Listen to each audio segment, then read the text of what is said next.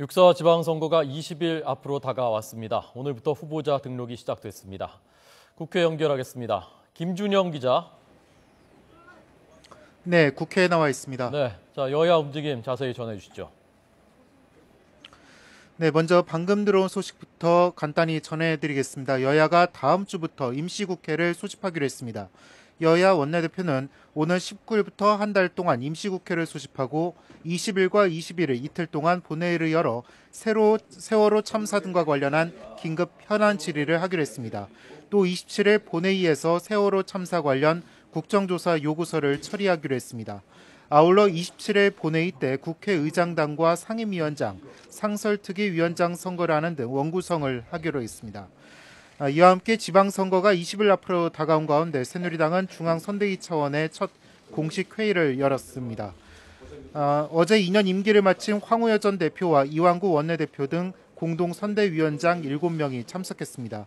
세월호 참사 여파로 요동친 민심을 분석하면서 불리해진 선거 구도를 극복할 전략 등을 논의했습니다. 이완구 원내대표는 세월호 참사로 선거라는 말을 입에 올리기 대단히 죄스러운 생각이 든다고 밝혔습니다. 서청원 공동선대위원장은 국민에게 용서를 구하는 자세로 선거에 임해야 한다고 강조했습니다. 직접 들어보겠습니다. 우리는 깊은 반성 속에서 새로운 출발을 해야 된다고 생각합니다.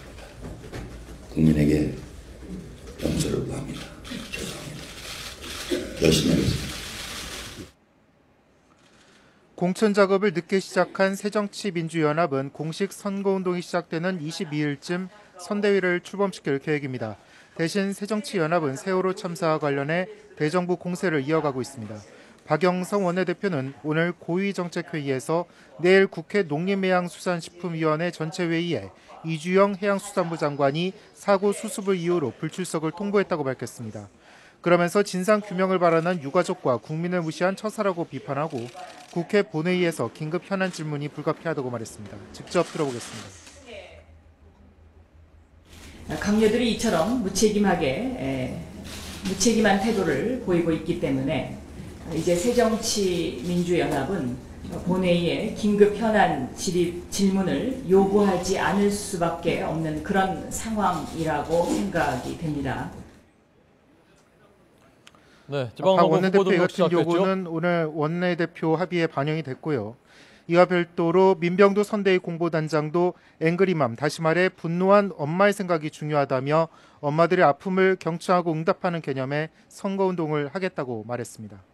네, 자 지방선거 후보 등록 시작됐다고요?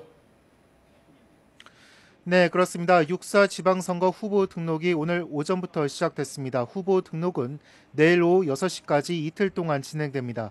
먼저 새누리당 정몽준 서울시장 후보는 내일 후보 등록을 할 예정이고 대신 오늘은 스승의 날을 맞아 모교인 중앙고를 방문해 교사들을 격려하고 후배인 학생들과 만났습니다.